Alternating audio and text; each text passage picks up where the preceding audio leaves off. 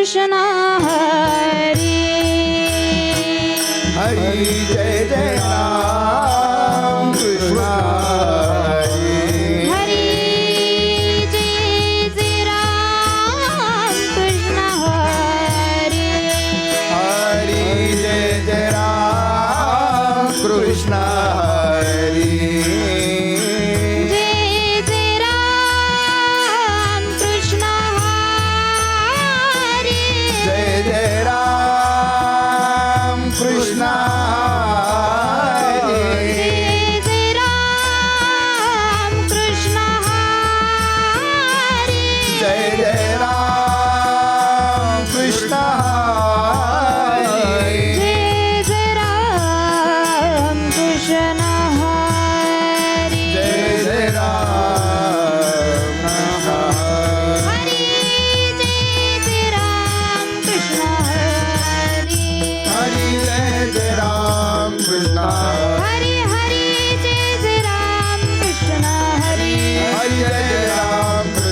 हरी हरी जय जय राम कृष्ण हरे हरे हरी जय जय राम कृष्ण हरी हरी हरी जय जय राम कृष्ण हरी जय जय राम कृष्ण जय जय राम कृष्ण हरी जय जय राम हरी हरी हरी हरी हरी जय हरी जय जय जय जय राम कृष्ण हरी जय जय राम कृष्ण हरी जय जय राम कृष्ण हरी जय जय राम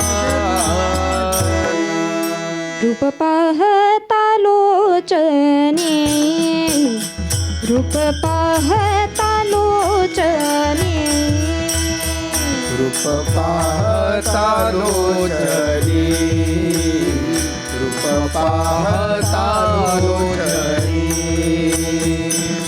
सुख झाले वो साजनी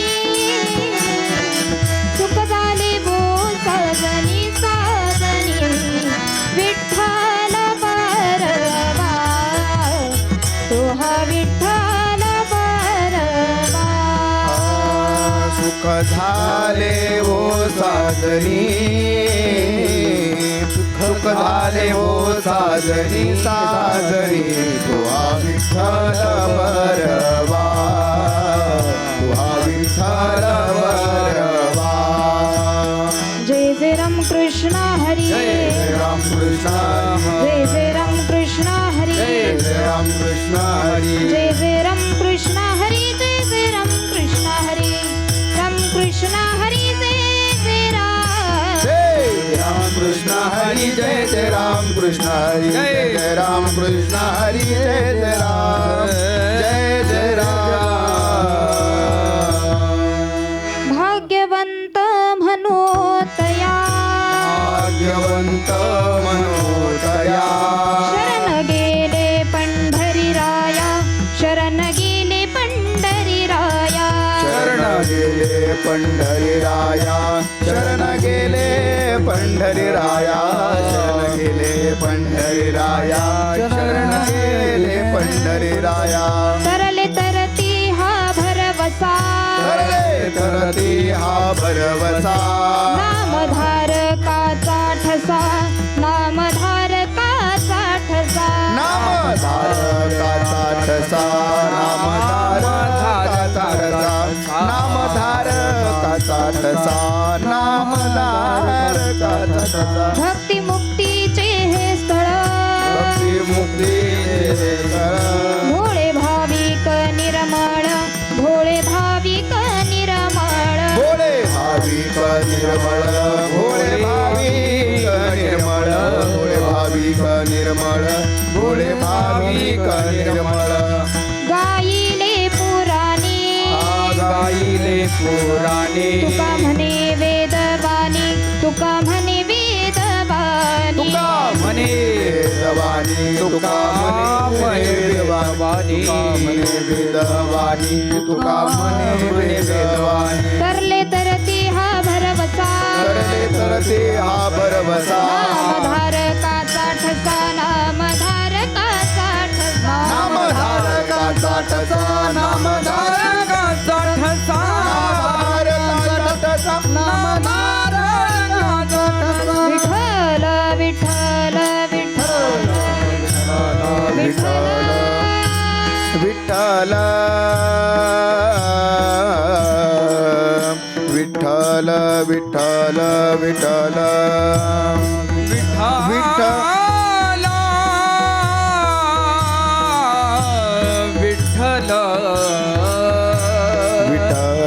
विठ्ठल विठ्ठल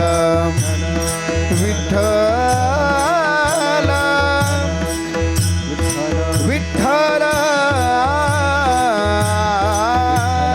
रे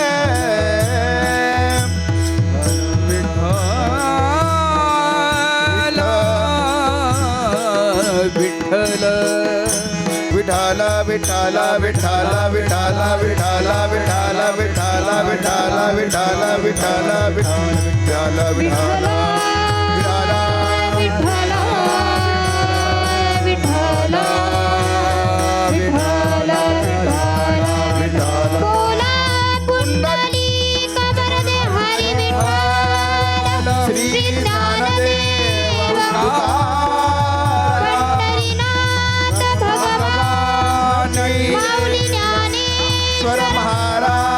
जगद्गुरु तुकाराम महाराज संत श्रेष्ठ निवृत्तीनाथ आदिशक्ती मुक्ताबाई गोपाल श्री कृष्ण त्र्यंबकराज भगवान छत्रपती शिवाजी महाराज की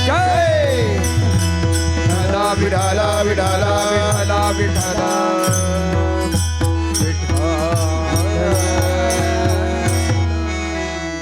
भाग्यवंत मनोतया शरण गेले पंढरीराया तरले तरती हा भरवसा नामधारकाचा ठसा.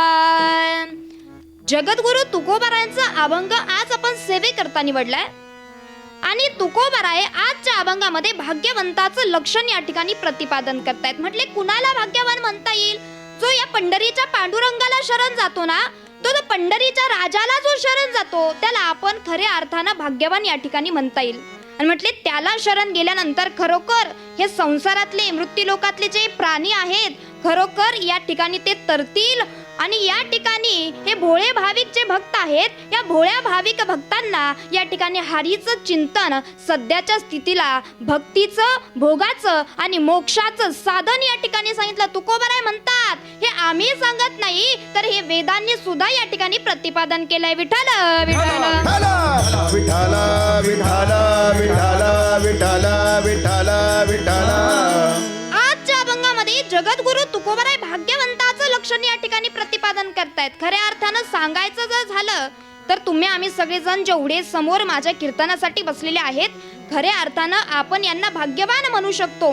पण आणखीही काही लोक कीर्तनासाठी येऊ शकले असते, पण का आले नाही तर त्यांच्या भाग्यानं त्यांना इथपर्यंत पोहोचवलं नाही. आणि जेवढे या ठिकाणी आलेले आहेत यांचं रिझर्वेशन हे वरतून झालंय, यांचं रिझर्वेशन वरतून झालंय म्हणून ते इथपर्यंत येऊन या ठिकाणी कीर्तन ऐकण्यासाठी, कीर्तन श्रवण करण्यासाठी बसले. असं म्हटलं जातं धन्य जगी तोची एक हरी रंगी नाचे. म्हटले खरं तर इथं यायला आपलं भाग्य लागतं आणि भाग्यानेच प्रत्येक व्यक्ती या ठिकाणी येते. आणि म्हणून आज आपण अभंग जो निवडलाय तो भाग्याच्या संदर्भानं निवडलाय. भाग्यवंत म्हणोतया शरण गेले पंढरीराया. बघायला जर गेलं तर तुकोबारायांचे 4,500 आसपास अभंग उपलब्ध आहे. त्यातल्या तुकोबारायांचा आजचा एक अभंग भाग्यवंत म्हणोतया. म्हटले कुणाला भाग्यवान म्हणता येईल? जो पंढरीच्या पांडुरंगाला शरण जातोय खऱ्या अर्थानं त्याला भाग्यवान म्हणता येईल. पण सांगायचं असं आहे आजकाल सध्याची स्थिती अशी झाली आहे, आपण भाग्यवान कुणाला समजतो महाराजजी? ज्याच्याकडे गाडी आहे, ज्याच्याकडे बंगला आहे, ज्याच्याकडे धन दौलत संपत्ती सगळं आहे, अशांना आपण भाग्यवान म्हणतो. आपल्याला वाटतं आपल्या मताने हे भाग्यवान आहेत. इथं आपल्या मताचं काहीच चालत नाही. मग तुम्ही म्हणाल कसं काय चालत नाही? आपल्या मताचं घरात चालत नाही तर आपल्या मताला समाजामध्ये काय किंमत असणार? समाजामध्ये संतांच्या वचनाला किंमत आहे, समाजामध्ये संतांच्या वचनाला किंमत आहे. आणि तुकोबाराय आजच्या अभंगामध्ये सांगतायत की भाग्यवंत म्हणतो यालाच भाग्यवान म्हणता येईल जो देवाला शरण जातोय. आणि तुम्हालाही भाग्यवान जर व्हायचं असेल तुकोबारांनी एक सोपा मार्ग सांगितला. म्हटले बघा या भाग्यवानाच्या यादीमध्ये तुम्हालाही यायचं असेल तुम्हालाही भाग्यवान व्हायचं असेल तर हरी प्राप्तीशी उपाय धरावे संताचे ते पाय. म्हटले इथं आल्यानंतर कमीत कमी आता असं म्हणता येईल आपल्याला की सगळेजण कीर्तनामध्ये येऊन बसलेत आणि कीर्तनामध्ये येऊन बसल्यानंतर या ठिकाणी यांना संत साहित्याचं चिंतन ऐकायला मिळत आहे. या ठिकाणी यांना भगवंताचं 2 नाम्यांच्या कानावर श्रवण करायला मिळतंय आणि या ठिकाणी इथे आलेल्या लोकांना हाताने भजन टाळी वाजवता येते, मुखानं भजन करता येत आहे. खऱ्या अर्थाने या लोकांना सुद्धा आपण भाग्यवान म्हणू शकतो. विठ्ठल विठ्ठल विठ्ठल विठ्ठल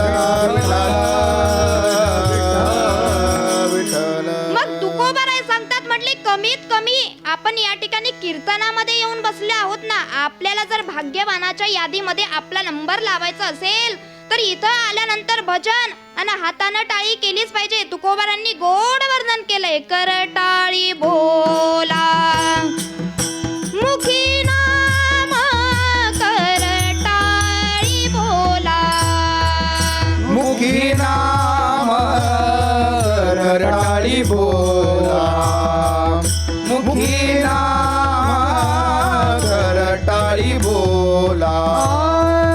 विठ्ठल विठ्ठल मना वेळोवेळा करटाळी बोला मुखी नाम करटाळी बोला मुखी नाम करटाळी बोला मुखी नाम.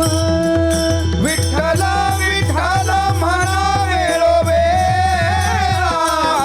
करटाळी बोला मुखी नाम करटाळी बोला मुखी नाम करटाळी बोला मुखी नाम.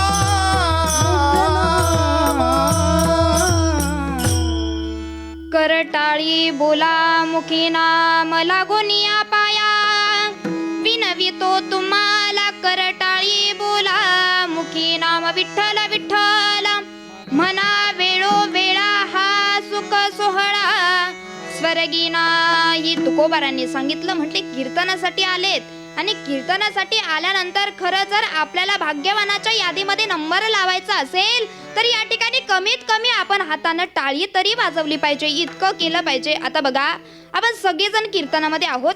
कीर्तनामध्ये एवढी सगळी पब्लिक एवढा समाज या ठिकाणी येऊन बसलाय आणि ज्या ठिकाणी आपलं कीर्तन चालू आहे या कीर्तनाच्या थोड्याशा शेजारच्या साईडने जर एखादं गाढव गेलं, काय सांगितलं मी, एखादं गाढव गेलं आणि त्याला कितीही टाळी वाजवण्याची इच्छा झाली आणि मुखानं भजन करण्याची इच्छा झाली तर त्याला जमेन का? जमेन का?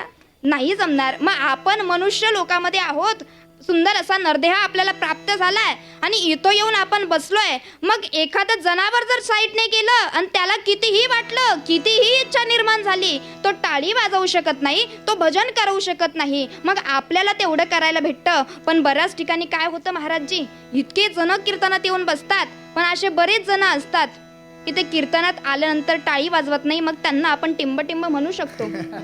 विठ्ठल विठ्ठल विठ्ठल विठ्ठल विठ्ठल. म्हणजे आपण आपल्या स्वतःलाच भाग्यवान समजतो. काय आहे आपल्याकडं? 10-5 एकर जमीन, एक गाडी, एक बंगला, एक बायको आणि 2 शेंबडी पोरं.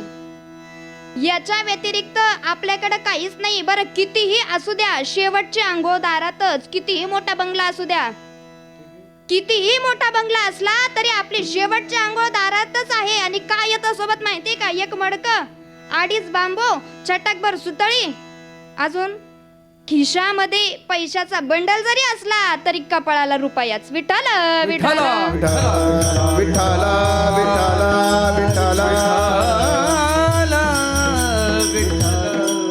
आणि तरी आपण आपल्या स्वतःला भाग्यवान समजतो. पण या गोष्टींनी आपण भाग्यवान नाही. तुकोबारांनी सांगितलं भगवान परमात्म्याचं नामचिंतन संसारी असावे, असोनी नसावे आणि भजन करावे वेळोवेळा. तुकोबारा यांनी 450 वर्षापूर्वी सांगून ठेवलं होतं, नको नको मना गुंतू माया जाळी, काळ आला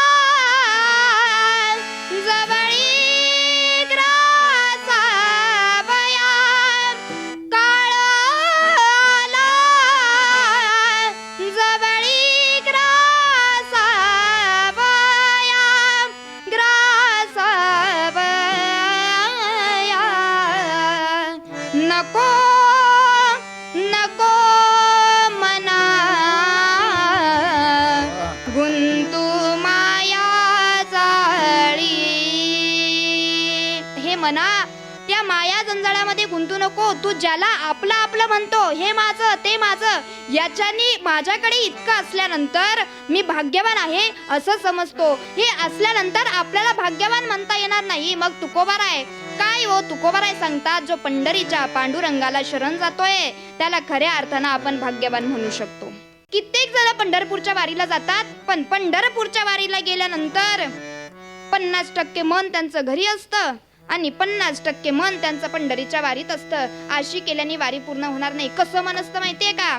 सुनेनं म्हातारीला जेवायला दिलं का नाही, ती सून म्हातारीला जेवायला देऊ अथवा ना देऊ, पण तू पंढरपूरच्या दिशेने चालला ना, मग त्या पांडुरंगाचं चिंतन नामचिंतन तुझ्या मुखातून झालं पाहिजे. मग अशांना आपण या ठिकाणी भाग्यवान म्हणता येणार नाही, किंवा खरं पद्धतीनं आशे देवाला शरण जातात असंही आपल्याला म्हणता येणार नाही. मग शरणागतीचे काहीतरी लक्षणं सांगितले, सोप्या भाषेत सांगितले, आपल्यासारख्या लोकांना समजावं अशा पद्धतीने सांगितलं. म्हटले काय सांगितलं?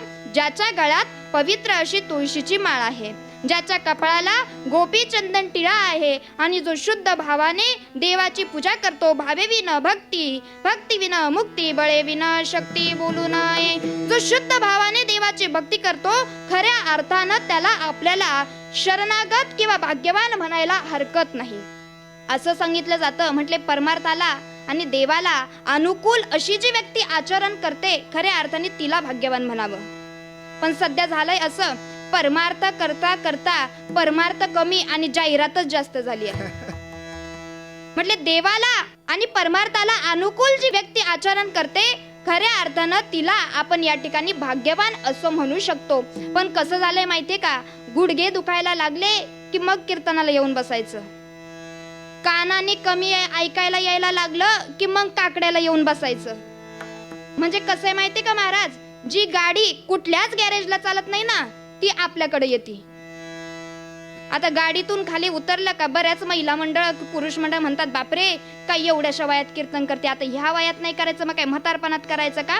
आणि तेच झालंय, आपण म्हातारपणात देवदेव करायला येऊन बसतो, म्हातारपणात कीर्तनाला येऊन बसतो. म्हणून आताच्या तरुण पिढीला वाटतं आता मजा मारून घ्या, म्हातारपणात देवाचं बघता येईल. पण म्हातारपणात जर देवदेव करायला सांगितलं असताना तर मग तुकोबाराय म्हटले असते महाराजजी का म्हातारा भाग्यवंत, पण तुकोबाराय तसे नाही म्हटले, तरना भाग्यवंत. नटे हरी कीर्तनात विठ्ठल विठ्ठल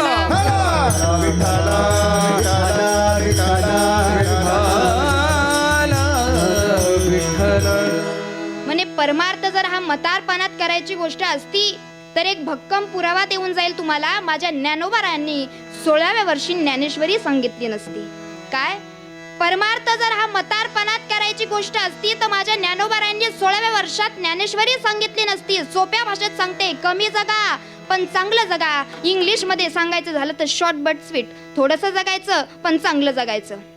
असे कित्येक लोक, कित्येक संत महात्मे होऊन गेले, कमी जगले पण खूप चांगले जगले. माझ्या मायमुक्ताबाईचा जर आपण विचार करून गेलो तर 17 वर्ष 7 महिने 23 दिवस जगली. त्याच्यानंतर 22 वर्ष माझे ज्ञानोबाराय, त्याच्यानंतर 32 वर्ष माझे धर्मवीर शंभूराजे, त्याच्यानंतर 39 वर्ष स्वामी विवेकानंद, त्याच्यानंतर 42 वर्ष तुकोबारायन, छत्रपती शिवाजी महाराज, मोजून 50 वर्ष विठ्ठल विठ्ठल विठ्ठल विठ्ठल विठ्ठल.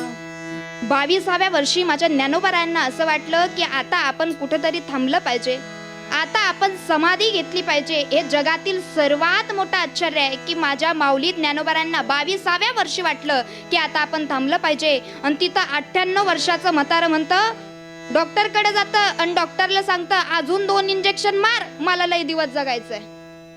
आता 98 वर्षाचा झाला, तुझा जगून काही उपयोग नाही. आतापर्यंत जगला तर आतापर्यंत गावातल्या आख्यांचे लग्न मोडून मोकळा झाला. मग तुझा जगून आउटपुटच काय? कशासाठी तू जगतो? म्हणजे काय झालंय माहितीये का? या ठिकाणी खरंच जर देवाला शरण जायचं असेल तर या ठिकाणी काय केलं पाहिजे? तर भावाने त्या देवाला विचारलं पाहिजे, भावाने त्या देवाला पूजलं पाहिजे. आणि अशा अर्थानं काही वारकरी तुकोबारायांकडे आले आणि तुकोबारायांना विचारलं, का हो तुकोबाराय, तुम्ही म्हणतात की भाग्यवंत मनोतया शरण गेले पंढरी राया. तुमचं म्हणणं अगदी खरं आहे. आमच्या नजरेमध्ये कोण भाग्यवान आहे आम्ही याला महत्व देत नाही, पण तुमच्या नजरेत तुम्ही कुणाला भाग्यवान समजतात, कुणाला महत्व देतात हे आम्हाला ऐकायचंय. अभंगाचं प्रथम चरण. भाग्यवंत म्हणूतया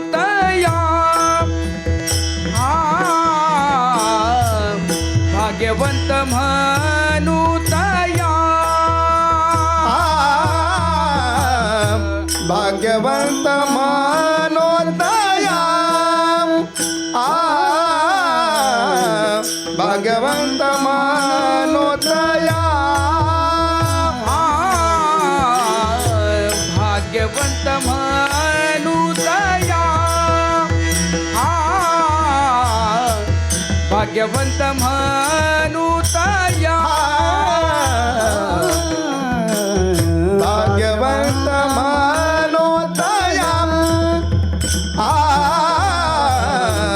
भाग्यवंत मनोदया शरणा गेले पंढरी राया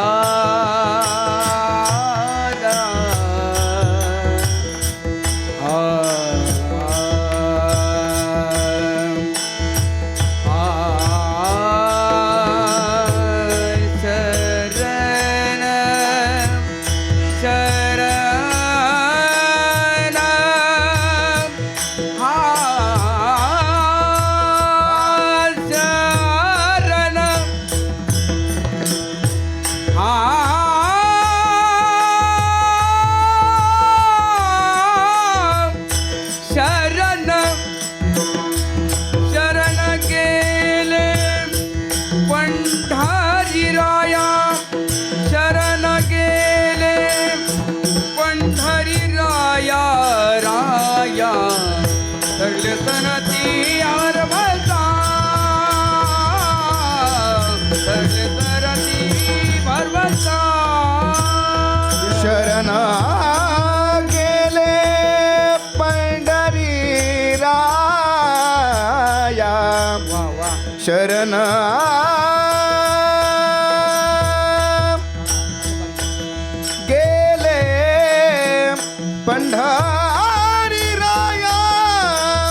राया शरण शरण गेले पंढरी राया शरण गेले पंढरी राया तरले तरणी भरवसा तरले तरला भरवसा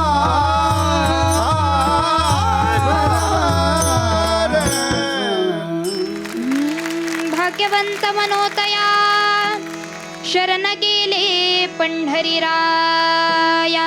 म्हटले खऱ्या अर्थानं त्याला भाग्यवान म्हणता येईल कुणाला, जो पंढरीच्या पांडुरंगाला शरण जातो ना त्याला खऱ्या अर्थानं भाग्यवान म्हणता येईल. आज तुम्ही सगळेजण कीर्तनामध्ये येऊन बसले आहात, तुम्हालाही भाग्यवान म्हणता येईल. पण तुम्ही भाग्यवान केव्हा ठराल? ज्या वेळेस तुम्ही कीर्तनामध्ये हातानं टाळी वाजवाल, मुखानं भजन कराल. मी एका जुन्या माणसाच्या तोंडून ऐकलं होतं की कीर्तनामध्ये टाळी वाजवल्याने हाताची रेषा बदलते. आता आपण हाताकडे बघायचं नाही कारण ते आपल्याला समजणार नाही, पण मी ऐकलं होतं की म्हटले कीर्तनामध्ये टाळी वाजवल्याने हाताची रेषा बदलते. पण मी सांगून जाईन तुम्हाला, कीर्तनामध्ये टाळी वाजवल्यानंतर हाताची रेषा बदलेल का नाही हे मी सांगता येणार नाही. कीर्तनामध्ये टाळी वाजवल्यानंतर हाताची रेषा बदलेल का नाही सांगता येणार नाही, पण कीर्तनामध्ये टाळी वाजवल्यानं कर्माची रेषा नक्कीच बदलू शकते हे मी गॅरंटीनं सांगेल. विठ्ठल विठ्ठल विठ्ठल विठ्ठल विठ्ठल विठ्ठल.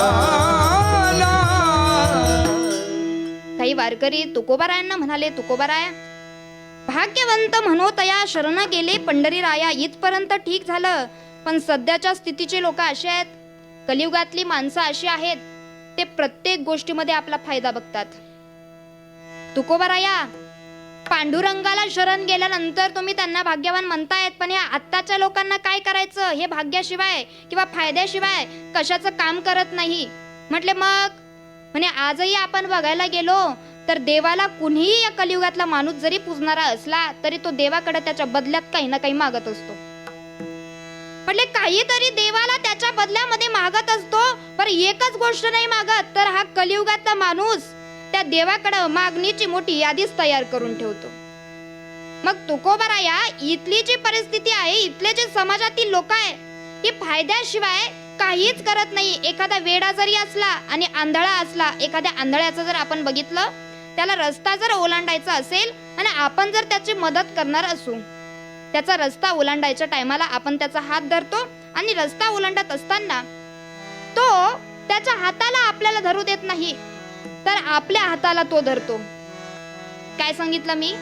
की तो त्याच्या हाताला आपल्याला धरू देत नाही, आपल्या हाताला तो धरतो. याचं कारण असं असतं की तो इतका हुशार असतो, त्याला असं वाटतं यांनी जर मला रस्ता चांगला ओलांडून दिला तर ठीक आहे, पण तो निगेटिव्हिटी, एक दुसरा वाईट विचार असं त्याच्या मनामध्ये करून ठेवतो की याने जर मला एखाद्या खड्ड्यात पाडून दिलं तर मी एकटा पडणार नाही, कारण मी याचा हात धरलेला आहे, हा सुद्धा माझ्या पाठीमागे येऊन त्या खड्ड्यामध्ये पडेल. म्हणजे फायद्याशिवाय आपला स्वार्थ, या कलियुगातील प्रत्येक माणसाला आपला स्वार्थ समजत असतो म्हटले. मग तुकोबाराया तुम्ही काय सांगता? तुकोबाराय म्हणतात मी भरोसा देऊन सांगतो. तुकोबाराय अहो काय भरोसा? म्हटले एखादा माजी सरपंच जरी असा चौकामध्ये उभा राहिला आणि तो काही जर मोठ्या मोठ्याने बोलायला लागला तर गावातील मंडळी सहज म्हणतात की त्याचं कुठं ऐकतात, तो काही चाटा मारतो.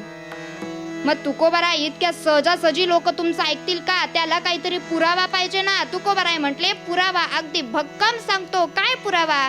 म्हटले माझ्या जीवनामध्ये गाथा बुडवण्याची वेळ आली होती. तुकोबारांनी गोड पुरावा सांगितला. म्हटले माझ्या जीवनामध्ये गाथा बुडवण्याची वेळ आली होती. मग ही गाथा बुडवण्याची वेळ तुकोबारायांवर कुणी आणली महाराज? रामेश्वर भट्टांनी आणली. आणि या रामेश्वर भट्टांनी इंद्रायणीच्या त्या पात्रामध्ये एक दगड काढला, त्या दगडाला यांच्या सगळ्या वया बांधल्या, सगळे अभंग बांधली आणि बुडवले. 13 दिवस विना अन्न पाण्याचं उपोषण केलं. अन्न पाण्याचं उपोषण केल्यानंतर 14व्या दिवशी माझ्या पंढरीच्या राजाला, पांडुरंगाला ते अभंग कोरडेच्या कोरडे त्या ठिकाणी वरती तारावे लागले. तसं महाराजांनी प्रमाण दिलं. जळी दगडा सहित वया तारी येल्या जैशाला या. म्हटले पुरावा दिला, प्रमाण देऊन सांगितलं. जळी दगडा सहित वया, नुसता वया तरल्या नाही तर दगड सुद्धा त्या वयांसोबत तरला. एक साधी गोष्ट आपण समजू शकतो की प्रत्येक नदीचं जे पात्र असतं, त्या प्रत्येक नदीच्या पात्राला काही काही दगड हे तळाशी गेलेले असतात, बरेच दगड हे तळाशी गेलेले असतात आणि बरेच अफाट दगड त्या ठिकाणी असतात. पण इंद्रायणीच्या पात्रातही असे असंख्य दगड होते, असंख्य दगड होते, पण तोच दगड तरला ज्या दगडाला माझ्या तुकोबारांचे अभंग बांधलेले होते. याच्यातला एक सिद्धांत मला सांगायला आवडेल तुम्हाला.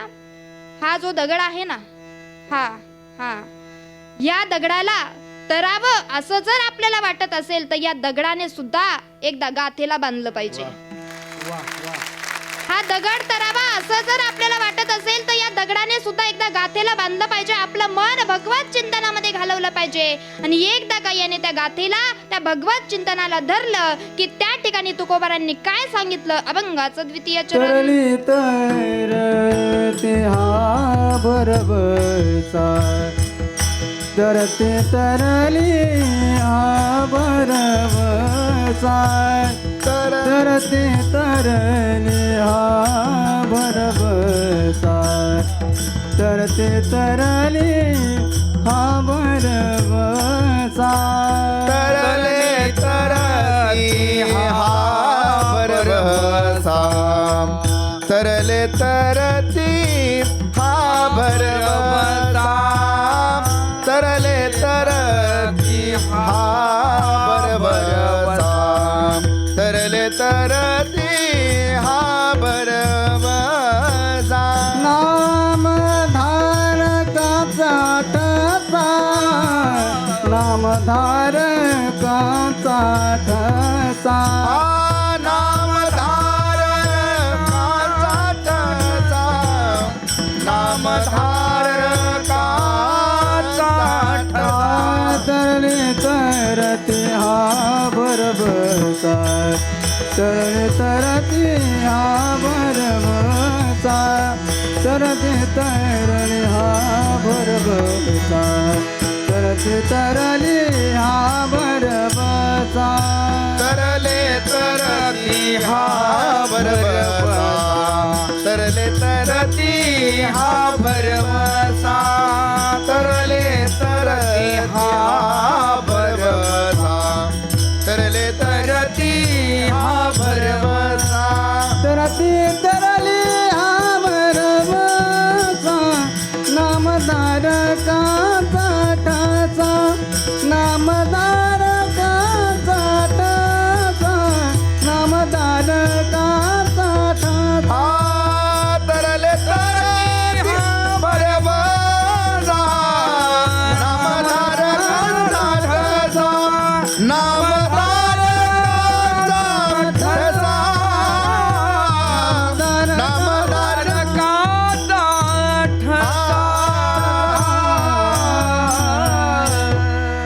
तरले तरती हा भरवसा नामधारकाचा ठसा. तुकोबारायांनी भूतकाळ सांगितला, भविष्य काळ सांगितला आणि वर्तमान काळ सांगितला. काय सांगितलं तुकोबारांनी? म्हटले इथून मागही जे देवाला शरण गेले ते तरले, आताही तरत आहेत आणि इथून पुढं जे देवाला शरण जाणार ते इथून पुढेही तरणार. तुकोबारांनी भूतकाळ सांगितला, भविष्य काळ सांगितला आणि वर्तमान काळ सांगितला. तुकोबाराय सांगतात म्हटले फक्त कीर्तनाला गर्दी झाली मग याच्यातले सगळेच तरतील असं नाही. काय कीर्तनाला कितीही गर्दी होऊ द्या, कितीही समाज येऊ द्या, पण सगळा समाज हा कीर्तनामध्ये आल्यानंतर याच्यातला प्रत्येक माणूस तरेल असं अजिबात नाही. मग कोण तरणार? म्हणे या गर्दीमध्ये, या समाजामध्ये जो नामधारक आहे तो खऱ्या अर्थानं या ठिकाणी तरणार. म्हटले सगळेजण या ठिकाणी तरणार नाही. मग तुम्ही कितीही ठरवलं की म्हटले आम्ही कीर्तनात येऊन बसलो, कीर्तन ऐकलं, कीर्तन श्रवण केलं, कमीत कमी कीर्तन श्रवण केल्यानंतर तरी आम्ही तरणार किंवा भाग्यवान ठरणार. पण तुकोबाराय सांगतात की हे साप चुकीचं आहे. या गर्दीमध्ये फक्त जो नामधारक आहे तो नामधारकच या गर्दीमध्ये तरणार. तरले तरती हा भरवसा नामधारकाचा ठसा. म्हटले भगवत चिंतनामध्ये इतकी ताकद आहे, इतकी ताकद आहे, इतकी ताकद या भगवत चिंतनामध्ये आहे की एकदा जर आपण या भगवत चिंतनाचं नामचिंतन जर करायला लागलो, नामस्मरण जर करायला लागलो तर या शरीरातले विकार जायला वेळ लागत नाही. आणि जर भगवान परमात्म्याचा आपण अगदी अंतःकरणापासून जर नामचिंतन केलं तर त्या भगवंत आपल्याला कधी मिठी मारेल सांगता येत नाही. तू म्हणाल ताई असं कधी होतं का? भगवंत कुठं आपल्याला मिठी मारतो का? असं तसं बोलणार नाही, पुरावा देऊन सांगेल विठ्ठल विठ्ठल विठ्ठल विठ्ठल विठ्ठल. म्हटले भगवत चिंतन आणि भगवत नाम चिंतन जर आपण या ठिकाणी केलं तर जगाचा मालक आपल्याला मिठी मारल्याशिवाय राहणार नाही. ताई काय पुरावा? गोड उदाहरण तुम्हाला सांगून जाईल. एका गावामध्ये एका तरुणाची वरात चालू होती. आता पूर्वीची वरात होती. आता तुम्हाला माहिती असेल बाबा चांगलं, पूर्वीची जी वरात असते ती पूर्वीची वरात, आता जसे रथ वगैरे आले तशी रथात वगैरे नव्हती. पूर्वीची वरात ही बैलगाडीवर असायची. हा तुम्हाला माहिती असेल, पूर्वीची वरात ही बैलगाडीवर असायची आणि ती बैलगाडीवरची पूर्वीच्या काळातली एका तरुणाची वरात चालू होती. आता ही वरात त्या ठिकाणी चालू असताना नवरदेव आणि नवरी त्या बैलगाडीमध्ये बसलेले होते. नवरदेव आणि नवरी बैलगाडीमध्ये बसलेले होते. अगदी थाटा माटात, अगदी त्या ठिकाणी जल्लोषानं त्यांची वरात त्या ठिकाणी चालू होती. आणि ती वरात चालू असताना त्याची बायको जी होती ती अगदी सुंदर होती. म्हणजे असं म्हटलं जातं भारतीय संस्कृतीमध्ये बाई ही 32 लक्षणीय असावी. भारतीय संस्कृतीमध्ये असं सांगितलं जातं की बाई ही 32 लक्षणीय असावी, म्हणजे तिला परिपूर्ण म्हटलं जातं. जसं की मंदिर कितीही मोठं असू द्या पण तिच्यात जर देव नसेल तर त्या मंदिराला काही शोभा नाही. नदीचं पात्र कितीही मोठं असू द्या पण नदीच्या पात्रात जर पाणी नसेल तर त्या नदीला काही शोभा नाही. तसं घरामध्ये एखादी स्त्री जर 32 लक्षणीय नसेल तर त्या घरालाही त्या ठिकाणी शोभा नाही. विठ्ठल विठ्ठल विठ्ठल विठ्ठल आणि सुंदर अशी वरात त्यांची त्या ठिकाणी चाललेली होती. ती वरात त्या ठिकाणी चाललेली असताना दोघेही नवरदेव नवरी त्या बैलगाडीमध्ये बसलेले होते. आता वरातीच्या टायमाला अगदी रात्रीच्या टायमाची वरात असते. आपले सगळे पाहुणे रावळे मंडळी सगळे त्या ठिकाणी अगदी गाण्यावर जोर जोरात नाचत असतात. अशी सगळेजण त्या बैलगाडीच्या पुढे उभे होते आणि बैलगाडी अशी रस्त्याच्या मधोमध चाललेली होती. रस्त्याच्या मधोमध ती बैलगाडी चालत असताना इकडच्या साईडने काही पाहुणे रावळे होते, इकडच्या साईडने काही पाहुणे मंडळी होती आणि सगळ्यांना त्या वरातीचा आनंद वाटत होता. अगदी नवरदेव नवरी सहित त्यांना सगळ्यांना आनंद वाटत होता. संध्याकाळची रात्रीचा वेळ होता आणि या रात्रीच्या वेळामध्ये ती बैलगाडी अर्ध्या रस्त्यापर्यंत आली. अर्ध्या रस्त्यापर्यंत आल्यानंतर त्या ठिकाणी चांदण्यांचा प्रकाश त्या ठिकाणी पडला आणि त्या प्रकाशामध्ये रस्त्याच्या कडेला एका बाजूला त्या नवरदेवाला एक व्यक्ती त्या ठिकाणी रडताना दिसला. असा रडत होता की त्याच्या एका एका डोळ्यातून अश्रूंच्या 2-2 धारा वाहत होत्या. हा जो नवरदेव होता हा बैलगाडीच्या खाली उतरला आणि बैलगाडीच्या खाली उतरल्यानंतर त्या ठिकाणी जो व्यक्ती रस्त्याच्या कडेला रडत होता ना, रस्त्याच्या कडेला रडत असणाऱ्या व्यक्तीकडे तो नवरदेव गेला आणि गेल्यानंतर त्याला सांगितलं, म्हटले का रे बाबा, अगदी छान पद्धतीने माझं लग्न झालंय आणि अगदी जोरात वरात या ठिकाणी चालू आहे, सगळे जण वरातीचा आनंद घेताय, तूच एकटा रडतोय, याचं कारण काय? थोडं पुढे जाऊन नवरदेवांना विचारलं, म्हटले का रे, माझं चांगलं झालेलं तुला बघवलं नाही का? त्या व्यक्तीनं गोड उत्तर दिलं, म्हटले तुझ्या पाहुणे मंडळींना जितका आनंद झाला नसेल ना त्याच्या दुपटीनं मला आनंद झालाय. म्हटले मग अडचण काय? तर अडचण काय असं विचारल्यानंतर त्या ठिकाणी म्हटले तुझं लग्न झालंय याचं मला आनंद आहे, पण माझं लग्न होऊ शकणार नाही याचं मला जरा दुःख आहे. मग काय, तुझं लग्न का होणार नाही असा प्रश्न त्या ठिकाणी निर्माण झाल्यानंतर तर रस्त्याच्या कडेला व्यक्ती रडत होता, त्या रस्त्याच्या कडेला रडणाऱ्या व्यक्तीनं गोड असं उत्तर देऊन सांगितलं, म्हटले तुझं लग्न झालं याचा मला आनंद आहे, पण माझं लग्न होणार नाही. का होणार नाही याचं कारण असं आहे, जगाच्या मालकाने माझ्यातला पुरुषार्थच काढून टाकलाय. काय सांगितलं? म्हटले जगाच्या मालकाने माझ्यातला पुरुषार्थच काढून टाकलाय. ज्या माणसामध्ये पुरुषार्थच उरलेला नाही त्या माणसाचं लग्न होणं शक्य नाही. मग काय करायचं? आता असं सांगितल्यानंतर तो नवरदेव जो होता तो हुशार होता. त्यानं सांगितलं, म्हटले माझे बाबा जे आहेत, माझे आजोबा कट्टर वारकरी आहे. म्हटले बरं, कट्टर वारकरी असून सुद्धा त्यांच्याकडे प्रत्येक गोष्टीवर औषध आहे. म्हटले माझ्या गोष्टीवर सुद्धा औषध असेल? म्हणे 100% तुझ्या या गोष्टीवर सुद्धा औषध असणार. काय करायचं? म्हटले आज रात्रीची माझी वरात पार पडू दे, आजची वरात संपली का उद्या सकाळी तू माझ्या घरी ये, माझ्या आजोबांशी तुझी गाठ घालून देतो आणि ते तुझ्या या गोष्टीवर नक्कीच औषध देतील. आता असं सांगितल्यानंतर त्या ठिकाणी त्या दिवसाची वरात पार पडली. या व्यक्तीच्या डोक्यामध्ये त्या नवरदेवाचे शब्द अगदी परिपक्व पद्धतीने बसलेले होते. दुसऱ्या दिवशी सकाळी हा नवरदेव उठला आणि उठल्यानंतर आंघोळ करणार आणि आंघोळ करून देवपूजेला बसला. आंघोळ करून देवपूजेला बसल्यानंतर तेवढ्यात त्या ठिकाणी त्या देवपूजेला बसल्यावर तो रात्री जो रडत असलेला व्यक्ती होता, तो रडत असलेला व्यक्ती त्याच्या घरी येऊन पोहोचला. त्याला नवरदेवाला रात्रीचे शब्द आठवले आणि त्या नवरदेवाला रात्रीचे शब्द त्या ठिकाणी आठवल्यानंतर त्या नवरदेवाने आपल्या आजोबांसोबत गाठ घालून दिली आणि आजोबांना सांगितलं, म्हटले हे बघा, याच्याशी तुम्ही एकदा ओळख करून घ्या आणि याचं जे दुखणं आहे त्या दुखण्यावर औषध द्या. म्हटले आजोबांनी विचारलं, म्हटले काय अडचण? म्हटले लग्न होणार नाही ही अडचण. का होणार नाही? न होण्याचं कारण जगाच्या मालकाने माझ्यातला पुरुषार्थ काढून टाकलाय. आजोबा हुशार होते, त्यांनी सांगितलं, म्हटले एकच काम करायचं, तुझं लग्न व्हावं असं जर तुला वाटत असेल तर त्याच्यासाठी एकच काम करायचं, रात्रंदिवस भगवान परमात्म्याच्या नामचिंतनाचा जप करायचा.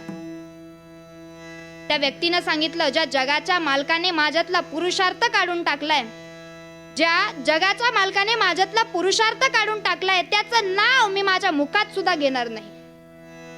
म्हटले मग? म्हटले दुसरं काहीतरी औषध सांगा. म्हटले दुसरं औषध एकच, तुमच्या गावामध्ये जर भजन होत असेल तर त्या भजनामध्ये जाऊन बसायचं. जरी काही म्हणता नाही आलं तरी चालेल, पण ते 2 शब्द कानावर पडणार, टाळी वाजवायची, पण भजनात जाऊन बसायचं. या व्यक्तीनं सांगितलं, एक काम करतो म्हणे आजोबा, ज्या आमच्या ठिकाणी ज्या गावामध्ये ज्या ठिकाणी भजन चालू असतं ना, ज्या ठिकाणी भजन चालू आहे त्याच्या 2-4 फूट किंवा 10 फूट थोडं लांब जाऊन बसेल आणि लांबून थोडंसं ऐकेल, पण भजनात जाऊन बसणार नाही. म्हटलं ठीक आहे तसं कर, पण तुझ्या कानावर आवाज पडेल थोडासा, अशा पद्धतीनं इतक्या अंतरावर जाऊन बस. त्या गावात भजन चालू झालं की तो इथे भजन जर चालू असलं, जसं आपलं इथे कीर्तन चालू आहे, इथे जर भजन चालू असलं तर तो पार त्या कोपऱ्यावर जाऊन बसायचा. थोडं थोडं भजन त्याच्या कानावर यायचं आणि थोडं थोडं भजन ते कानावर येत असताना त्याला एक दिवस, दुसरा दिवस, तिसरा दिवस थोडी गोडी निर्माण होत चालली आणि गोडी निर्माण होत असताना तो थोडा थोडा पुढे यायला लागला. थोडं थोडं पुढे येऊन महाराजजी एक दिवस भजनात येऊन बसला. भजनात येऊन बसला आणि भजनात येऊन बसल्यानंतर स्वतः अभंग गवळणी म्हणायला लागला. पण अभंग म्हणता म्हणता भगवंताचं नामचिंतन करता करता एक दिवस त्याला जगाच्या मालकाला भेटण्याची इच्छा निर्माण झाली. उठला आपल्या गावातून आणि पंढरपूरच्या दिशेने रवाना झाला. पंढरपूरच्या दिशेने गेला. पंढरपूर मध्ये पोहोचला. चंद्रभागे मातेचं स्नान केलं. दर्शन बारीला लागला. पांडुरंगा जवळ येऊन उभा राहिला. पांडुरंगाला आधीच समजलं होतं, जो कधी न येणारा माझा भक्त आज माझ्या दर्शनाला आलाय. पंढरपूरच्या पांडुरंगाच्या मूर्ती समोर जाऊन उभा राहिला. दर्शन घेतलं. जगाच्या मालकाला इतका आनंद प्राप्त झाला, इतका आनंद प्राप्त झाला. जगाच्या मालकाने विटेवरून खाली उडी मारली आणि त्याला मिठी मारली. तुम्ही म्हणाल तो व्यक्ती नेमका तो व्यक्ती तरी कुठला? सांगितलं जातं महाराज म्हटले पहाटेचा जो काकडा असतो ना, त्या पहाटेच्या काकड्यामध्ये त्याचं नाव घेतल्याशिवाय पहाटेचा काकडा पूर्ण होत नाही. कानो पात्रा खोदू पिंजारी तो दादू, भजनी अवेदू हरीच्या नामे. विठ्ठल विठ्ठल विठ्ठल विठ्ठल विठ्ठल विठ्ठल विठ्ठल विठ्ठल विठ्ठल